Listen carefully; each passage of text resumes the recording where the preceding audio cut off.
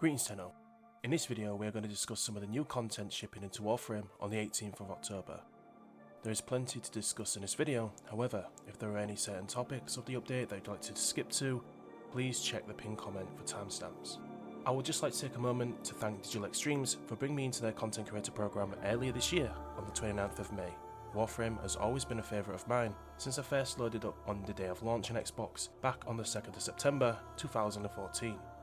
If you haven't played Warframe before, and you've stumbled upon this video because of my other content, Warframe is an immersive, story-driven, third-person shooter-looter free-to-play, available on all platforms and soon to be mobile compatible.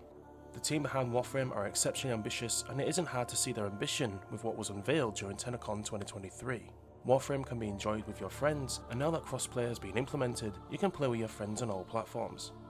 First topic of discussion has to be the new Prime on the block, Grendel. His Prime trailer has just been released yesterday on Warframe's official YouTube channel. Up until seeing the trailer, I couldn't imagine Grendel in a horror movie way, yet that is exactly what Digital Extremes gave us, organs and all. The way in which DE portrayed Grendel in this trailer has definitely painted Grendel in a new light for me, and I am sure many of you that have watched the new Prime trailer during this festive Halloween season feel the exact same way. So let's break down what will be released with Grendel Prime. For those of you who want to farm the new Primes, Grendel Prime will be shipped into Warframe with Zylok Prime. Zylok is a secondary pistol, which is basically a smaller version of the Naberus rifle. Zylok has a high slash and status chance, sacrificing both critical chance and fire rate. Next we have the Masseter Prime. Masseter is Grendel's signature weapon, and according to the Warframe wiki, it is the second highest status chance of all heavy blades. It boasts above average crit chance, sitting nicely at 24%, above average total damage equaling to 241, and above average status chance, which is 28%. No wonder I've been seeing so many of you trying to purchase the Masseter ribbons in the Xbox trade chat. Like Grendel, this weapon is definitely going to be a monster. For those of you in the Warframe community that would like to purchase the accessories pack, Grendel comes with a new Infirmary, which was teased in Prime Time Devstream 173, which was shown on twitch.tv/Warframe and also the YouTube stream. The Infirmary is called Only Prime, and I can definitely see why Megan put this Infirmary on Dagath for the dev stream. Grendel also comes with the Somehow Prime signed Anna, and I'm sure we are going to see many beautiful captures and fan arts of these items in future community showcases. I may be doing a Grendel Prime access and accessory pack giveaway like I did with Wisp, courtesy of DE. So those of you who would like to get ahead of the pack this Halloween, head over to twitch.tv/PNX_Vector or check out this channel for news on that. It's Halloween and it wouldn't be the spooky festive season that we all know and love without the Knights of Naberus. To access the Naberus shop, you will need to head to Dorrclave on Deimos to access all of her spooky wares. Day of the Dead cosmetics will be making an appearance, as well as some really cool profile glyphs.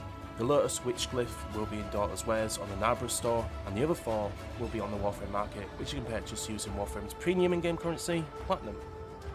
Cosmetics being added into the game are a new signed Nana. I'm not sure what this is called, as it's not stated on the dev stream other than half a bat wing. This has to be one of the coolest signed Nanas that I have seen today. I love how the right wing has been torn off and arrows are embedded in it, and the left wing is animated to flap, almost like it's trying to help you fly away. Next we have some spooky Sentinel accessories, which are the cavern masks, wings and tail. The Sentinel mask appears to have a kunai embedded deep. Abbed by a, I think it's a kunai or Looks a like despair. a kunai to me, yeah. Yes. Okay, yep. Someone got sick of their companion dying over and over again and decided to end its misery by a lobotomy. So Nice. Amazing.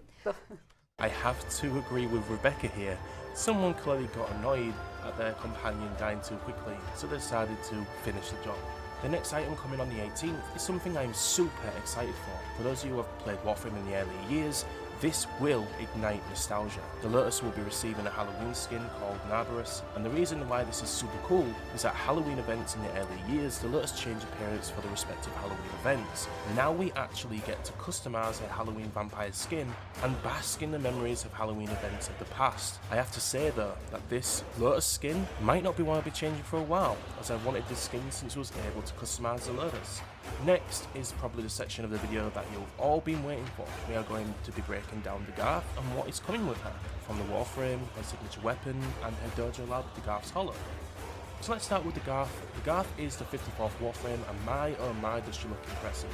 I honestly think that Dagath is one of the best designed non-prime Warframes that we have had to date. I was discussing this on my previous Warframe stream on Twitch, and I just love the direction that DE are going with their character design. According to Rebecca and DevStream173, Dagath is actually inspired from Ichabod Crane, and for those of you who don't know who this is, Ichabod is a fictional character and the protagonist in Washington Irving's short story The Legend of the Sleepy Hollow, who encounters the Headless Horseman. Here is a quick clip of Rebecca on DevStream173 quickly mentioning Ichabod. That's Special, pretty brutal to you, isn't it? pretty cool, Yeah, okay. Yep. looking Nice like, pose. yeah. And then because I'm Dagath, nervous about where this is going. you'll see, do it, Danny, because she's like the head. She is inspired by a lot. Horseman. Yeah, and of course the Dullahan It's actually pretty cool. helmet will be coming back, so you can Yeah. have your headless horseman.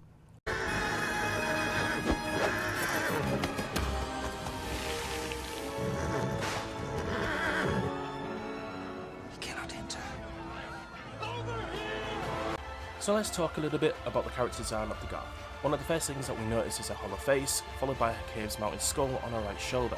She does have an old helmet, which appears to be unicorn-like, but again adorning a hollow head, and face, which is one of her main character design features. I love how Dagath and her cave or horse references are shown throughout her character design, which include what I think is a tail or a cave leg on her right thigh, and it appears that her feet are split, almost like a horse's hoof underneath. Her character design is so eerie, and rightly so, as this is the first ever deliberate Halloween-themed Warframe.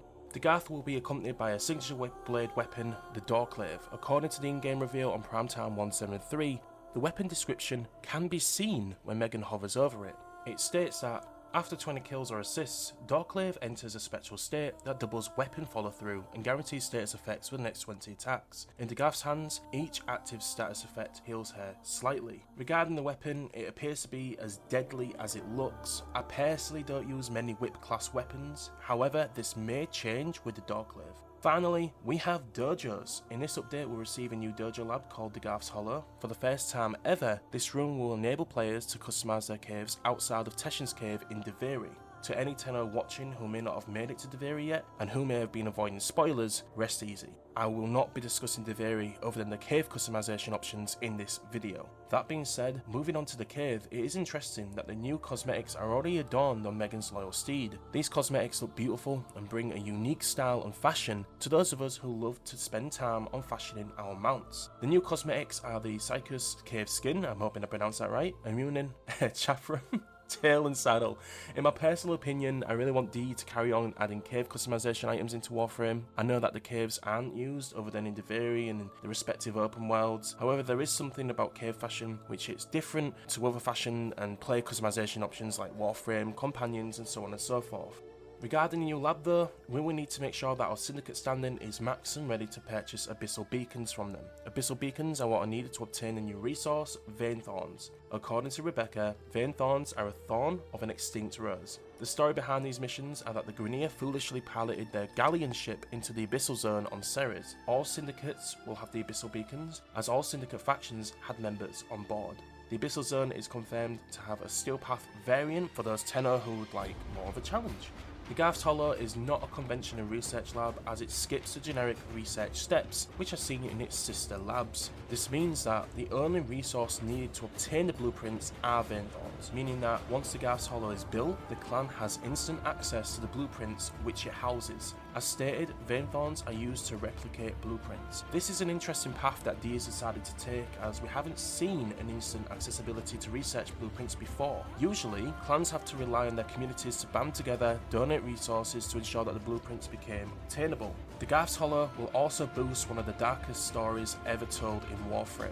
Once you build the lab, head over to the podium near the crypt and a prompt will pop up that says press to listen. Grandmother from Deimos will reveal all about Dagath.